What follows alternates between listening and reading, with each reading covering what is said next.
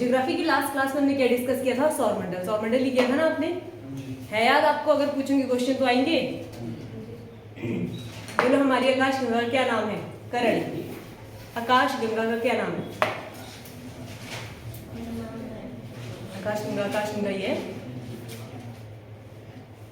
Bheeshma, milky वे, दुग्धम लेखा भी उसको कहते हैं, ठीक है। मंदाकिनी, ये सारे नाम किसके हैं? हमारी गैलेक्सी के, हमारी आकाशगंगा के। तो आज हम करने जा रहे हैं, आपके पास हमने देख लिया था सौरमंडल है। सौरमंडल में आपके पास एक सूर्य है जिसकी परिक्रमा कौन करते हैं? 8 ग्रह करते हैं, ठीक है। सौरमंडल सॉरी जो सूर्य है वो किसकी परिक्रमा करता है?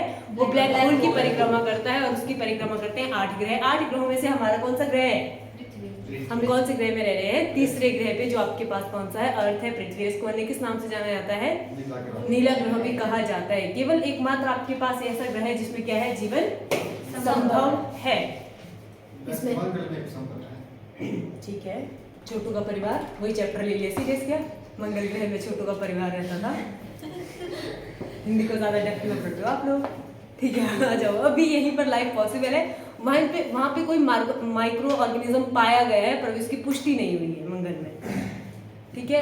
कहा जा रहा है कि ये पॉसिबल है क्योंकि मंगलयान हमारा तभी लॉन्च किया गया था, ठीक है।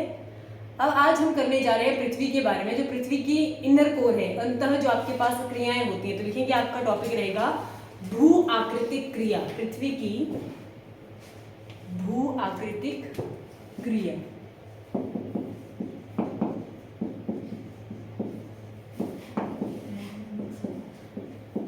जब हम अर्थ की बात करते हैं तो आपके पास कैसे, आप क्या अज्यूम करते हो अर्थ से? कुछ इसी तरह की आपको शेप उसको देखने को मिलेगी, पूरी तरह गोल नहीं होगी, ज्यादा टेढ़ी होगी है। नॉर्थ पोल और साउथ पोल इसमें आपके पास रहते हैं, ठीक है। नॉर्थ पोल और साउथ पोल में हम इसको बात करते हैं। अपने अक्ष में कितनी डिग्री झुकी हुई है? ये 23.5 डिग्री अपने अक्ष में झुके हुए होने के कारण इसमें क्या होती है? ऋतुएं परिवर्तित होती हैं। क्लियर हो गया ये चीज? अब हम देखते हैं पृथ्वी की जब भी हम बात करते हैं तो इसमें बहुत सारे क्या जो भौगोलिक स्थितियां, अलग अलग भौगोलिक स्थितियां हमने देखी है भारत में भी। तो कौन कौन सी हमने पढ़ी थी भौगोलिक स्थितियां? जैसे पर्वत, पहाड़, मैदान, पठार, ये आपके पास क्या आती हैं?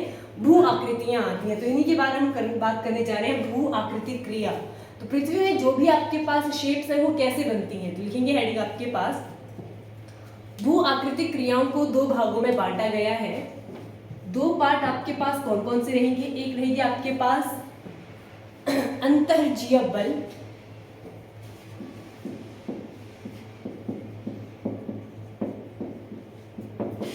और दूसरा आपके पास आएगा बाह्य बल।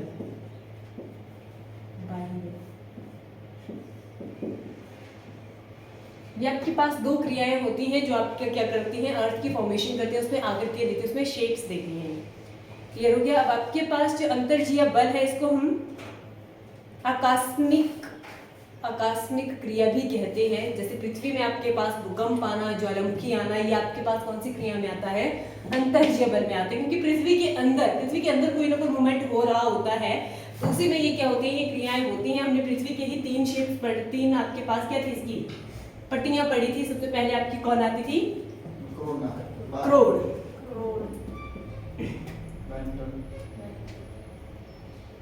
उल्टा कर दिया हमने। क्रस्ट आती है सबसे पहले, इसको कहते हैं हम भूपरपट्टी। भूपरपट्टी। और सेकंड आपके पास आती है मेंटल, और थर्ड आपके पास कौन सी आती है? क्रोड, ठीक है। इनर वाली आपके पास इनर, सबसे इनर कौन सी है? क्रोड है। बाह्य आपके पास कौन सी आती है? मेंटल। और थर्ड जो सबसे बाहरी लेयर है उसको हम क्या कहते हैं? भूपरपट्टी कहते हैं। इसको क्रस्ट कहते हैं इंग्लिश में, मेंटल और कोर इनको कहते हैं। कोर को 2 भागों में बांटा गया है। जो अंदर वाला भाग होता है ये सॉलिड होता है, इसमें आपको आयरन देखने को मिलता है और निकल, आयरन और निकल मिलता है क्रोड में। और उसके बाहर वाले में होता है आपके पास लावा, जिसको मैग्मा कहते हैं, ठीक है। ज्वालामुखी की बात यहाँ पर हो रही है। मेंटल में आपको क्या मिलती है? सादी चट्टानें मिलती है, और भूपरपट्टी पे हम रहते हैं। क्लियर हुई ये चीज? तो इसी को हम देखेंगे आपके पास पृथ्वी के अंदर कौन कौन सी फोर्सेज होती हैं। यही फोर्सेज आपके पास क्या करती हैं? भूकंप और ज्वालामुखी का निर्माण करती हैं। तो लिखेंगे हम एंडोजेनिक फोर्सेस, लिख लो। भूकंप या पर्वत पहाड़ बनने के क्या कारण रहते हैं? कौन सी क्रिया से ये पहाड़ बनते हैं? तो लिखेंगे पर्वत पहाड़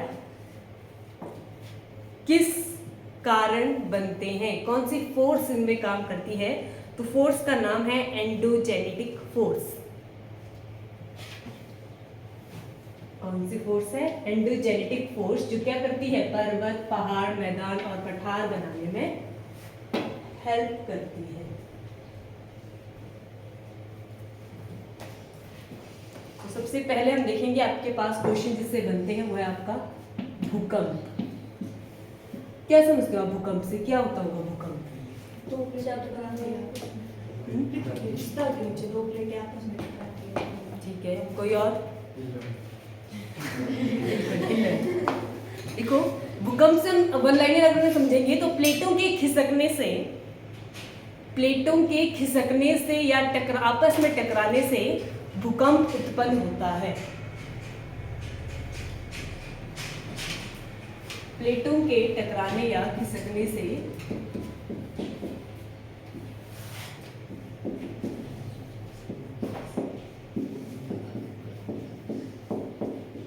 भूकंप उत्पन्न होता है। क्लियर हो गया ये? अब आपके पास इसी को क्या कहते हैं लिखेंगे। आपके पास वन लाइनर क्वेश्चन पूछा गया था, study of earthquake. Study of earthquake, भूकंप के अध्ययन को क्या कहेंगे? तो मेरे को बताओ उसको मेजर किसमें किया जाता है, वहीं से हम थोड़ा सा इसको रिलेट भी कर लेंगे। देखो, सिस्मोलॉजी, भूकंप के अध्ययन को क्या कहेंगे? सिस्मोलॉजी।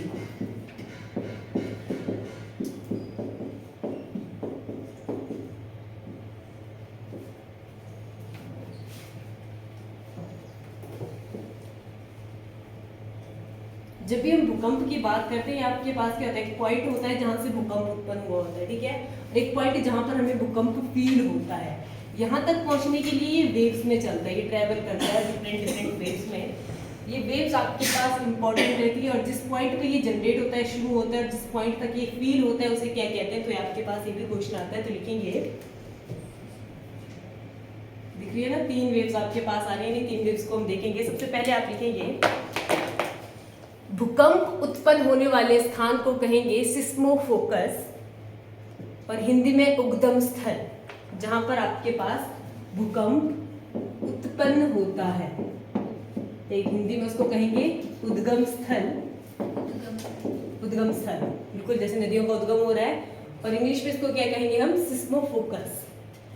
सिस्मोफोकस, जहां से उत्पन्न हुआ, ये आपके पास है फोकस इसका, और जहां पर हमें फील हो रहा है पृथ्वी के ऊपर, पट्टी क्रस्ट के ऊपर जहां पर हमें फील होता है, तो लिखेंगे महसूस होने वाले बिंदु को एपिसेंटर कहते हैं, और हिंदी में अभिकेंद्र। महसूस जहां हमें होता है उसे क्या कहते हैं? अभिकेंद्र कहते हैं उसको।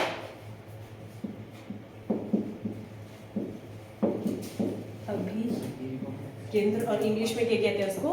एपिसेंटर। रिपीट करना है मुझे। जहां पर हमें फील होता है अर्थ की क्रस्ट के ऊपर, उसको हम कहेंगे एपिसेंटर, और जहां पर ये फील हुआ उसको कहेंगे हम सिस्मोफोकस। क्लियर हो गया? तो लिखेंगे, जब भी आपके पास भूकंप आता है, ये 3 वेव्स में क्या करता है? ट्रैवल करता है। 3 तरंगे इसकी निकलती हैं। लिखो, यहाँ से आपके पास तरंगों से भी क्वेश्चन बनते हैं। लिया, 3 तरंगे, भूकंप उत्पन्न होने से 3 तरंगे उत्पन्न होती हैं। सबसे पहली तरंग आपके पास रहती है, उसको कहते हैं हम प्राथमिक एवं प्राइमरी वेव। प्राथमिक तरंग, और हिंदी में, इंग्लिश में प्राइमरी वेव।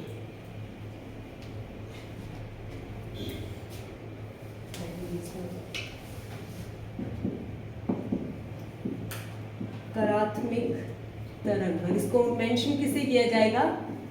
पी वेव भी कहा जाएगा इसको, ठीक है, लिखेंगे denoted by P. P wave से भी इसको डिनोट किया जाएगा, जो आपके पास सबसे पहली तरंग रहेगी, इसको हम क्या कहेंगे? प्राइमरी वेव कहेंगे। लिखेंगे, आपके पास ट्रेवल करती है लाइट स्पीड से। जैसे आपके पास आप देखते हो ना, ये भी होते हैं भैया, लाइटनिंग होती है, थंडरिंग होती है, होती है तो सबसे पहले आप लाइट को देखते हो, उसके बाद कहीं आपके पास आवाज आती है। तो ये लाइट वेव से हीट करती है, इतनी स्पीड में आती है जैसे आपको दिखती है और एकदम से गायब भी हो जाएगी, आपको डैमेज भी नहीं करती। तो लिख लो लाइट वेव की तरह ये क्या करती है, ट्रेवल करती है। और ये वेव आपके पास लिक्विड, सॉलिड और गैस तीनों में ट्रेवल करती है, ठोस, तरल और द्रव्य।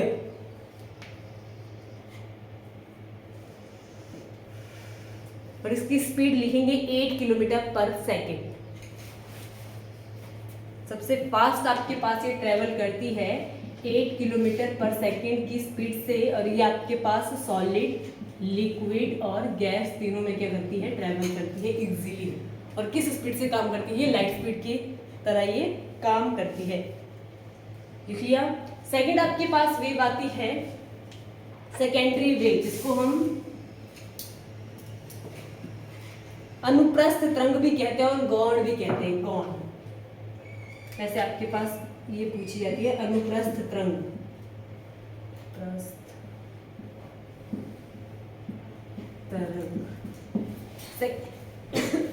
सेकेंडरी वेव इनको कहा जाता है। लिखेंगे ये काम करती है आपके पास साउंड वेव की तरह। ये ट्रेवल किसकी तरह करती है, look like a sound wave. और ये आपके पास ट्रेवल, इनकी स्टेट याद रखना है, ये दो ही स्टेट में आपके पास ट्रेवल करती है। कौन कौन सी स्टेट में, सॉलिड स्टेट, सॉलिड और गैस स्टेट में ये काम करती है, लिक्विड में ये काम नहीं करती है, लिक्विड स्टेट में ये रुक जाती है। सॉलिड एंड गैस में ये ट्रेवल करती है। और ये यहाँ से क्वेश्चन आते हैं कि कौन सी स्टेट को ट्रेवल नहीं कर पाती है, तो ये लिक्विड स्टेट से पास नहीं होती है, लिक्विड स्टेट में ये रुक जाती है। और ये फास्टर, इससे कम, इससे थोड़ी सी स्पीड इसकी कम होगी क्योंकि लाइट वेव की तरह जा रही है, साउंड वेव की तरह जा रही है, तो इसे 40% लेस क्या करती है, ये ट्रेवल करती है, स्पीड इसकी low 40% less speed than primary wave. और इसको किससे डिनोट करेंगे हम, सेकेंडरी वेव है तो किससे करेंगे डिनोट, एस वेव से इसको डिनोट करते हैं। और अब पूछा जाता है कि सबसे सॉलिड कौन सी स्टेट में ये वर्क करती है, तो सबसे सॉलिड काम करेगी सॉलिड स्टेट में, ठीक है। जो आपके पास ठोस चीजें रहती है उसमें ये ज्यादा इफेक्ट डालती है। और लास्ट आपके पास आता है लॉन्ग पीरियड वेव, जिसको हम कहते हैं धरातलीय तरंग। थर्ड वेव आपके पास इंपॉर्टेंट है, कौन सी वेव आती है ये, थर्ड वेव, इसको कहते हैं धरातलीय तरंग।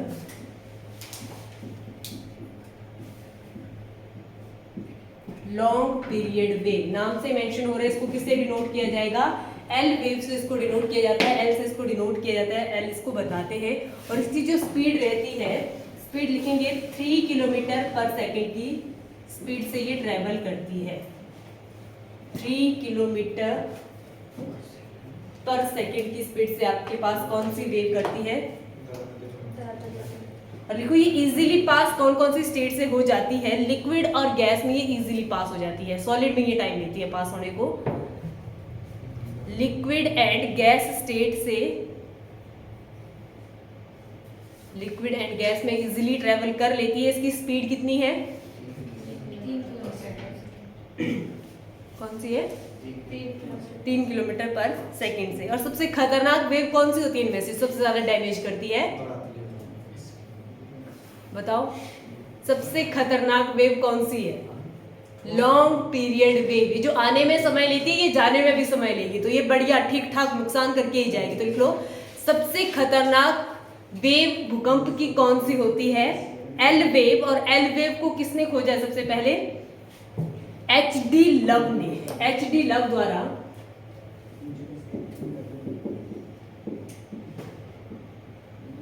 एच.डी. लव द्वारा एल वेव को क्या किया गया था, खोजा गया था। इनके द्वारा पता लगता है आपके पास आ जाती है, सेकेंडरी भी आएगी, प्राइमरी भी आएगी, हिट करके चली जाएगी। पर सबसे ज्यादा डैमेज जो आपको लगता है कि ये चीजें हिल रही है, ये गिर रही है, तो वो कौन सी वेव गिरा के जाती है, वो एल वेव। और एल वेव का टाइम स्पीड क्या है, 3 किलोमीटर पर सेकेंड। एच.डी. लव द्वारा इसको खोजा गया था। लिख लो सबसे खतरनाक है, सबसे ज्यादा नुकसान कौन सी वेव करती है, हमारा एल वेव सबसे ज्यादा नुकसान करती है। क्लियर हो गया।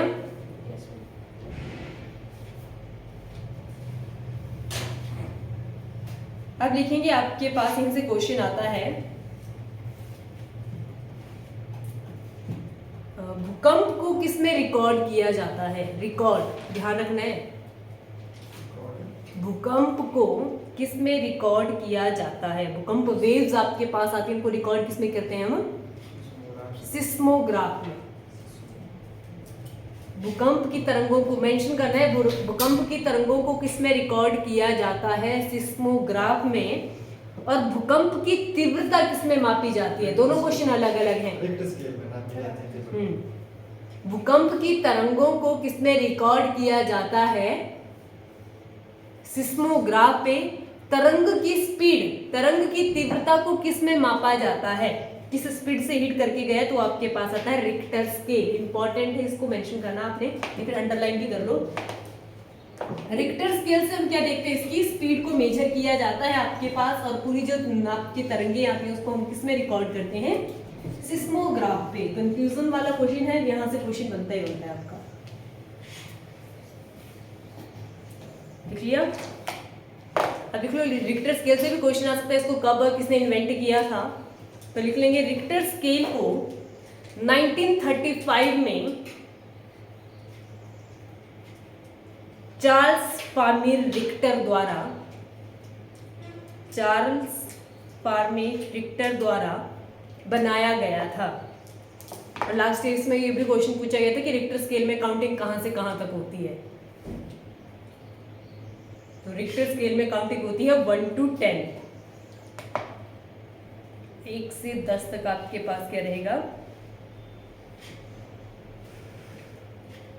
क्या रहेगा? काउंटिंग रहती है, गिनती रहती है, गणना रहती है। और सबसे ज्यादा डैमेज आपके पास बड़ी काउंटिंग, सबसे छोटा आपके पास, सबसे लेस एक वाली काउंटिंग रहेगी। ठीक है, गिनती आपके पास इसमें पूछी गई। तो क्लियर हो गया आपका? यहाँ से और क्या क्या क्वेश्चन आ सकते हैं? जहां पर हम भूकंप को महसूस करते हैं वो कौन सा बिंदु है करण?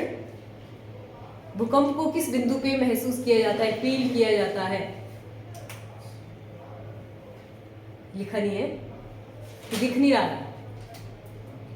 इसको कहते हैं एपी सेंटर और अभिकेंद्र। लिख लो, इंपॉर्टेंट है, नहीं लिखा है तो। अभिकेंद्रक में इसको महसूस किया जाता है, और जहां से ये उत्पन्न होता है उस पॉइंट को क्या कहते हैं निशा? सिस्मोफोकस उसको कहते हैं। उद्गम स्थल उसको हिंदी में हम कहते हैं, जहां पर आपके उत्पन्न होता है।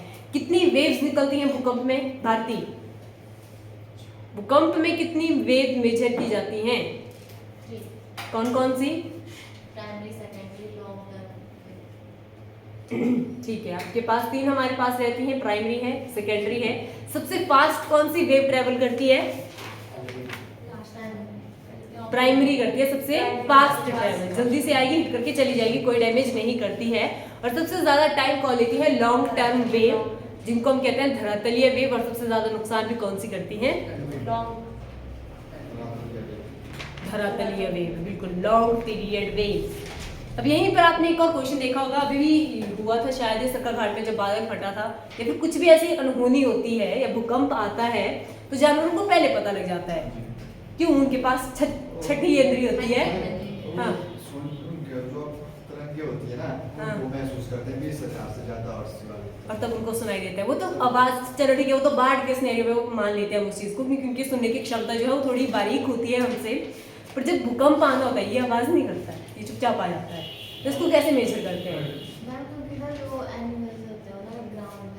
अच्छा, तो उनको ज्यादा, आप 3rd 2nd फ्लोर में रहते हो, आपको पता नहीं लगेगा। सही बात है। लिखो, जानवरों को भूकंप आने का पता कैसे चलता है? जानवरों को भूकंप आने का पता कैसे चलता है? जो हमारा वायुमंडल है उसमें एक गैस की मात्रा बढ़ जाती है। ठीक है, उस गैस की मात्रा बढ़ने से इनको पता लग जाता है कि ये ज्यादा हो रहा है, तो अब कुछ ना कुछ अनहोनी होने वाली है। इनको एग्जैक्ट पता नहीं होता कि क्या होने वाला है, कुछ खराब होगा। तो लिख लेंगे, वायुमंडल में रेडॉन की मात्रा बढ़ने से, रेडॉन गैस आपके पास वायुमंडल में बढ़ जाती है, जिसका पता जानवरों को लग जाता है, और उससे आपका क्या आता है? अनहोनी होने से बच जाते हैं। वो तो होती है, नुकसान नहीं होता। हाँ, वो रोक नहीं पाएंगे उसको।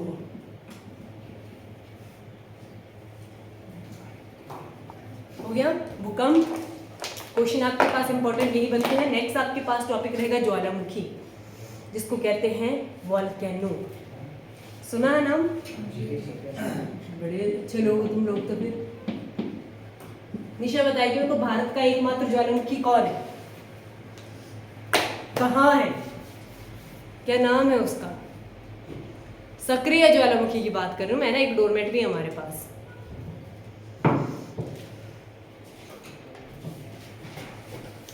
बताओ जल्दी बताओ, क्लास का टाइम हो जाएगा फिर, नहीं तो फिर तुम्हें ज्वालामुखी अगली क्लास में पढ़ाना पड़ेगा। नहीं पता? दीपक?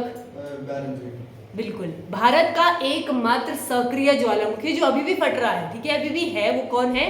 बैरन द्वीप। ये अंडमान एंड निकोबार के नॉर्थ निकोबार में पड़ता है। ये है तुम्हारे पास यहाँ बैरन द्वीप। ये अंडमान निकोबार है, इसी का एक द्वीप पार्ट आपको देखने को मिलेगा। तो कौन सा है ये? बैरन द्वीप, भारत का एकमात्र सक्रिय ज्वालामुखी। तो ज्वालामुखी आपके पास क्या होता है? लावा। लावा हो गया, बाहर आ गया तो बन गया ज्वालामुखी, यही होता है। आपने अगर पर्वतों की हमने लास्ट क्लास करी थी, उसमें वर्ल्ड के नहीं किए थे, भारत के पर्वत किए थे, टाइप नहीं किए थे आपके पास, ठीक है। ज्वालामुखी जब भी फटते हैं क्या होंगे? पृथ्वी के अंदर ही होंगे, किसी पॉइंट पे ही होगा आपके पास मैग्मा, सॉरी लावा, वो बाहर आएगा और बाहर आके फट जाता है, बाहर निकल जाता है। तो जो पहाड़ है वहां पर आपके पास क्या बन जाता है? उसका मुंह बन जाता है, झील भी बनती है, ऊंचे पहाड़ी बनते हैं। जैसे हमने देखा था साउथ अमेरिका का सबसे ऊंचा शिखर है एकांकागुआ, है ना, तो वो भी आपके पास क्या था? ज्वालामुखी ही था। और अभी हाल ही में एक रील भी वायरल हो रही थी कि फटते हुए ज्वालामुखी में लोग रह रहे थे, वहां से भाग रहे थे। ये झील बनाते हैं, और झील भी आपके पास इंपॉर्टेंट क्वेश्चन आता है, तो लिखेंगे हम ज्वालामुखी के बारे में लिखेंगे सबसे पहले। पृथ्वी के कोर में, पृथ्वी के केंद्र के कोर में लावा होने के कारण, लावा होने के कारण पृथ्वी की जो क्या कहते हैं उनको, चट्टानों में क्या पड़ता है? दबाव पड़ता है, और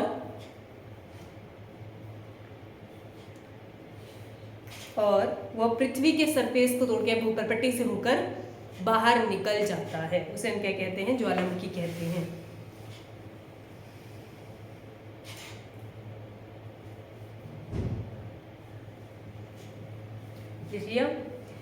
ज्वालामुखी आपके पास 3 प्रकार के होते हैं। सबसे पहले हम देखेंगे सक्रिय ज्वालामुखी।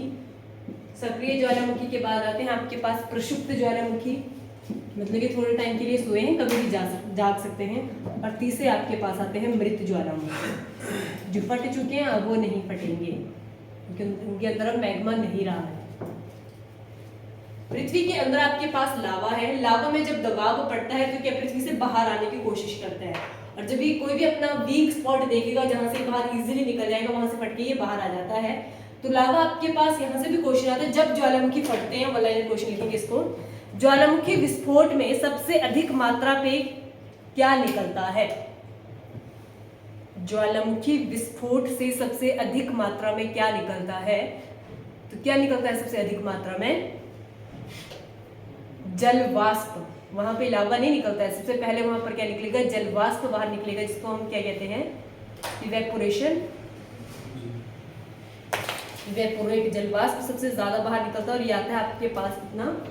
60 to 90%, 60 से 90% के बीच में आपके पास बाहर क्या आता है? जलवाष्प बाहर आता है। और उसके बाद क्या आएंगे आपके पास? गैसेस आती हैं। कौन कौन सी गैसेस लिखेंगे? कार्बन डाइऑक्साइड, नाइट्रोजन और सल्फर डाइऑक्साइड। ये 3 गैसें इंपॉर्टेंट है। ज्वालामुखी विस्फोट से कौन कौन सी गैसें बाहर आती हैं? कार्बन डाइऑक्साइड, नाइट्रोजन और सल्फर डाइऑक्साइड।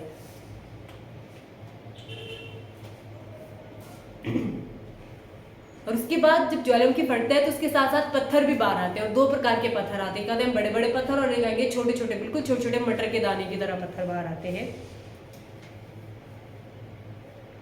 बड़े पत्थर को बेरिका कहते हैं, लिख लो। ज्वालामुखी विस्फोट से सबसे ज्यादा मात्रा में पहले क्या आएगा? जलवाष्प आएगा, उसके बाद गैसेज आएंगे, फिर आपके पास क्या आएंगे? स्टोन आएंगे, इनको हम प्रियोकॉस्ट भी कहते हैं। और ये आपके पास 2 टाइप के रहते हैं। सबसे पहले बड़े पत्थर को कहेंगे बेरिका, और जो आपके पास छोटे पत्थर रहते हैं उनको कहेंगे लेपोलिया। लेपोलिया, छोटे पत्थर।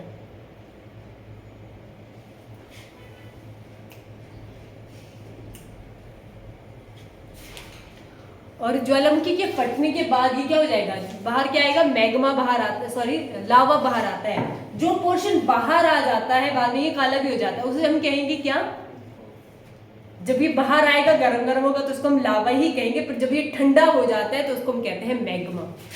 देख लो, ठंडे ज्वालामुखी को ही मैग्मा कहा जाता है।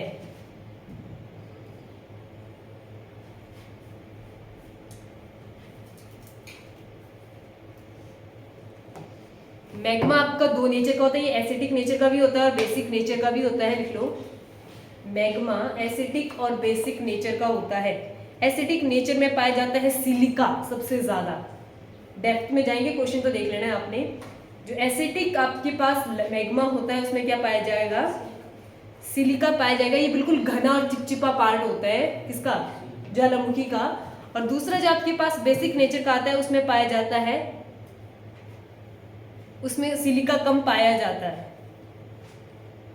सबसे ज्यादा सिलिका किस में पाया जाएगा, एसिडिक में, और सबसे कम सिलिका किस में पाया जाएगा, बेसिक में।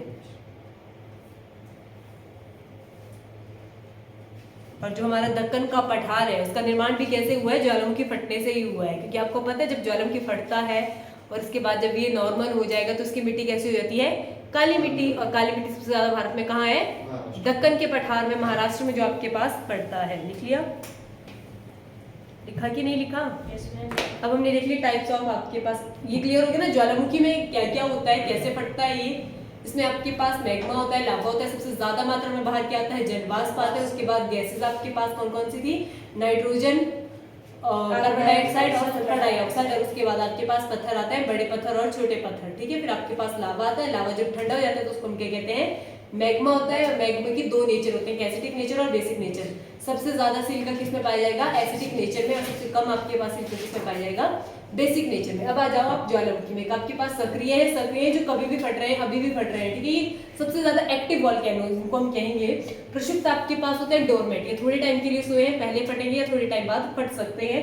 और लास्ट में आते हैं आपके पास मृत ज्वालामुखी, ये फट चुके हैं, अब इसके बाद ये नहीं फटेंगे, ठीक है। तो भारत के पास दो ज्वालामुखी है। एक्टिव वॉल्केनो आपके पास कौन सा है, बैरन द्वीप, और दूसरा आपके पास प्रक्षुब्ध है, उसी के साथ में उसका नाम है नागकोणम। प्रक्षुब्ध ज्वालामुखी बैरन द्वीप के बिल्कुल साथ में ही आपके पास है, उसे हम प्रक्षुब्ध कहते हैं, डोरमेट है वो, और उसका नाम है नागकोणम ज्वालामुखी। ज्वालामुखी से आपके पास क्वेश्चन आते हैं, विश्व में सबसे अधिक ज्वालामुखी कहाँ पाए जाते हैं, भारतीय। विश्व में सबसे ज्यादा ज्वालामुखी कहाँ पाए जाते हैं, नहीं पता, भीष्मा? हाँ जी दीपक? जापान। जापान में पाए जाते हैं, प्रशांत महासागर वाली बस भूमि है, रिंग ऑफ फायर कहते हैं उसको। विश्व में सबसे ज्यादा 75%, जितने पूरे वर्ल्ड में 100% अगर आपके पास वोल्केनो है तो उनका 75% कहाँ पाया जाता है, प्रशांत महासागर के अंदर पाया जाता है। रिंग ऑफ फायर कहते हैं उसको। जरूरी नहीं कि बाहर नहीं दिख रहे हैं तो मैं तो है, वो समुद्र के अंदर भी है। सबसे ज्यादा ज्वालामुखी है आपके पास प्रशांत महासागर में, उसे रिंग ऑफ फायर भी कहा जाता है। 75% वहां पर क्या है, वोल्केनो है। अब आ जाते हैं हम कंट्री में, सबसे ज्यादा ज्वालामुखी किस देश में है, सबसे ज्यादा ज्वालामुखी किस देश में है, बोलो। तो ये है इंडोनेशिया में, सबसे ज्यादा ज्वालामुखी किस कंट्री में है, इंडोनेशिया। और सबसे ज्यादा ये है काउंटिंग में ज्यादा, पर इनमें मैक्सिमम कैसे हैं, डेड है, नहीं तो आपके पास डोरमेट है, थोड़े बहुत आपके पास एक्टिव होंगे। तो सबसे ज्यादा एक्टिव, सबसे ज्यादा सक्रिय ज्वालामुखी कहाँ है, एक और क्वेश्चन है आपके पास। सबसे ज्यादा सक्रिय ज्वालामुखी है आपके पास द फिलीपींस में, कंट्री आपके पास द फिलीपींस, वहां पर क्या है सबसे ज्यादा एक्टिव सक्रिय ज्वालामुखी।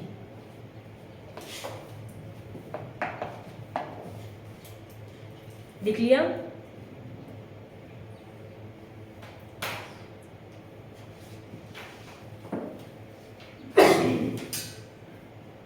लिख लिया? क्या लिखा? सबसे ज्यादा सक्रिय ज्वालामुखी कहाँ है, द फिलीपींस में। और आपके पास सबसे ज्यादा ज्वालामुखी कहाँ है, देश नहीं बोला है, प्रशांत महासागर में आपके पास सबसे ज्यादा ज्वालामुखी। लिखेंगे दुनिया का सबसे बड़ा बिगेस्ट लार्जेस्ट जिसको हम कहेंगे एरिया वाइज है ना, जिसका एरिया ज्यादा है, ऊंचा नहीं बोल रही हूं मैं, एरिया वाइज है ना, दुनिया का सबसे बड़ा ज्वालामुखी मोना लुआ ज्वालामुखी, ये आपके पास यूएसए में है। मोना लुआ,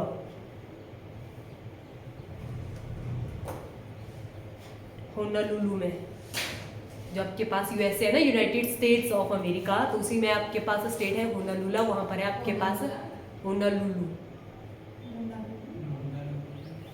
स्टेट है, होनोलुलु स्टेट। और वहीं पे आपके पास वॉल्केनो है, उसका नाम है, क्या लिखा वॉल्केनो का नाम? मोना लुआ, लिख लिया। नेक्स्ट लिखेंगे दुनिया का सबसे सक्रिय ज्वालामुखी, दुनिया का सबसे सक्रिय ज्वालामुखी, इसका नाम है कियालू, किलाऊ, किलाऊ, किलाऊ, किलाऊ, किलाऊ ज्वालामुखी क्या है? सबसे सक्रिय ज्वालामुखी। नेक्स्ट है आपके पास दुनिया का सबसे ऊंचा ज्वालामुखी, हाइट की बात कर रहे हैं।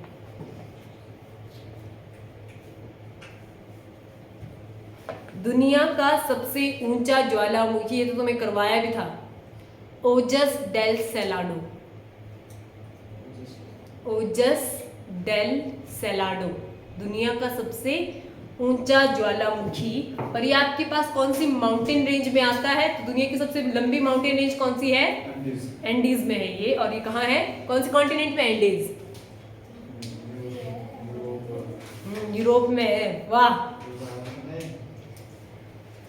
साउथ अमेरिका में है एंडीज, सबसे लंबी पर्वत श्रेणी एंडीज। और उसी में आपके पास कौन है? ओजस डेल सेलाडो, साउथ अमेरिका कॉन्टिनेंट की बात हो रही है, महाद्वीप की। साउथ एशिया में हमारे पास एक ही वॉल्केनो है, पूरे साउथ एशिया में देखने को नहीं मिलेगा। और जो भारत के पास है कौन सा? बैरनद्वीप।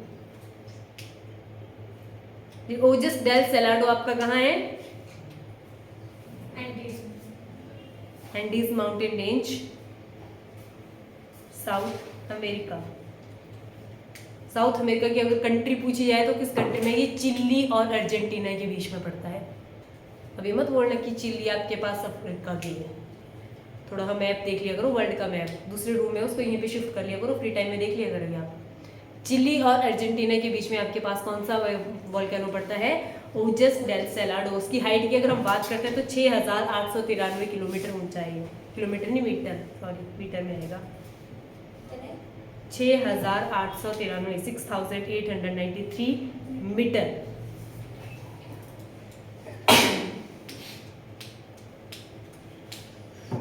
नेक्स्ट आ जाएंगे हम डोरमेट में। सक्रिय लिख लिया आपने ना, सक्रिय ज्वालामुखी से क्वेश्चन हो गया। डोरमेट में देखेंगे हम, डोरमेट भारत में एकमात्र प्रक्षुब्ध ज्वालामुखी कौन सा है? नारकोणम, लिख लो। विश्व का सबसे ऊंचा प्रक्षुब्ध की बात हो रही है, प्रक्षुब्ध ज्वालामुखी इटली में है, जिसका नाम है विसुवियस। विसुवियस कहाँ है ये? इटली में, विसुवियस। नेक्स्ट है जापान में आपके पास एक और डोरमेट वॉल्केनो है जो फटता रहता है आपके पास, एक्टिवली इसको हम कहेंगे ये फटेगा, कभी भी फट सकता है। तो इसका नाम है माउंट फूजी। क्वेश्चन आता है माउंट फूजी से, न्यूज में भी रहा था ये पहले जैसे। माउंट फूजी कहाँ है? जापान की कैपिटल टोक्यो में आपके पास माउंट फूजी। हमने बात की थी कि सबसे ज्यादा ज्वालामुखी किस कंट्री में है? इंडोनेशिया। इंडोनेशिया में आपके पास एक डोरमेट वॉल्केनो है जो न्यूज में रहता है, तो लिख लेंगे इंडोनेशिया में कौन सा वॉल्केनो है प्रक्षुब्ध ज्वालामुखी? उसका नाम है क्रोकोटोआ। क्रोकोटोआ मतलब वन लाइनर क्वेश्चन है कि आपके पास क्रोकोटोआ ज्वालामुखी कहाँ है? तो कहाँ है ये? इंडोनेशिया में। माउंट फूजी कहाँ है? टोक्यो में, टोक्यो जापान में, बिल्कुल। विश्व क्रोकोटोआ, क्रोकोटोआ। और लास्ट आपके पास रहते हैं मृत ज्वालामुखी। थर्ड आपका जो टॉपिक थर्ड टाइप ज्वालामुखी का कौन सा है? मृत ज्वालामुखी। तो लिख लेंगे मृत ज्वालामुखी का सबसे बड़ा एग्जाम्पल है हमारे पास अफ्रीका महाद्वीप की सबसे ऊंची चोटी। सबसे ऊंचा वही है, कौन है? अफ्रीका। हाँ, कैसा कैसा? मिंजारो लिख लो। अफ्रीका महाद्वीप का सबसे ऊंचा शिखर माउंट किलिमिंजारो। वो क्या था? पहले ज्वालामुखी था, अब डेड हो गया तो उसको क्या बना दिया? ऊंचा शिखर ही बना दिया। नॉर्मल शिखर है आपके पास, वो क्या कहेंगे उसको? Mount Kilimanjaro. म्यांमार में आपके पास एक और है जिसका नाम है माउंट पोपा। माउंट पोपा कहाँ है? मृत ज्वालामुखी है, ये आपका पास म्यांमार में। म्यांमार का पुराना नाम बर्मा। दक्षिण अमेरिका की सबसे ऊंची चोटी, ये भी डोरमेट था पहले, डोरमेट में सॉरी क्या था? मृत है अभी। पोपा, माउंट पोपा। दक्षिण अमेरिका का सबसे ऊंचा शिखर है एकांकागुआ। एकांकागुआ जो क्या है? सबसे ऊंचा शिखर है दक्षिण अमेरिका कॉन्टिनेंट महाद्वीप की। जब हम बात करते हैं तो उसमें सबसे ऊंचा शिखर है आपके पास एकांकागुआ दक्षिण अमेरिका में, जो कि क्या है आपके पास मृत ज्वालामुखी का एक उदाहरण है। मैंने आपको बताया था कि पहले ज्वालामुखी होते हैं, ठीक है, फिर ज्वालामुखी बनने के बाद जब ये पूरी तरह इनके अंदर खत्म हो जाता है तो ये क्या बन जाते हैं आपके पास? पर्वत का रूप ले लेते हैं। और जब ये पर्वत बनते हैं तो इनके ऊपर एक झील भी बनती है। उस झील को क्या कहते हैं? ये भी क्वेश्चन आता है, लिखो। उसको कहते हैं वीवर। जो उनका मुंह बनता है ना फिर पहाड़ का, जैसे बीच में ही रहेंगे तो उसको वीवर कहते हैं। जहां से आपके पास पॉइंट से भूकंप ज्वालामुखी बाहर आता है उस मुंह को क्या कहेंगे? वीवर कहेंगे। बाद में वो सूख जाता है तो वहां पे झील भी बनती है। क्लियर हो गया? तो आज हमने क्या किया? भूकंप और ज्वालामुखी को देख लिया। 3 टाइप के आपके पास क्या रहते हैं? ज्वालामुखी रहते हैं, सक्रिय, प्रसुप्त और मृत। इनमें से आपके पास सबसे ऊंचा और सबसे बड़ा आपने याद रखना है। सबसे बड़ा कौन है एरिया वाइज? मोना लुआ। एरिया सबसे ज्यादा किसका है? मोना लुआ का है। और सबसे ऊंचा आपके पास कौन सा है? ओजस डेल सैलाडो। और सबसे सक्रिय कौन सा है? किलाऊ। और न्यूज में सबसे ज्यादा कौन रहा है? लास्ट ईयर न्यूज में था माउंट फूजी, ये आपके पास न्यूज में रहा था। भारत के आपने याद रखने 2 ही ज्वालामुखी हैं जो पूरे साउथ एशिया में सिर्फ भारत के पास ही है। एक आपके पास बैरन द्वीप और दूसरा नारकोणम। क्लियर हो गया? उसके बाद हमने क्या देखे थे? क्या देखा था उसके बाद? भूकंप देखा था। करण बता क्या पढ़ा तुमने भूकंप के बारे में? जल्दी से करना है सब लोग।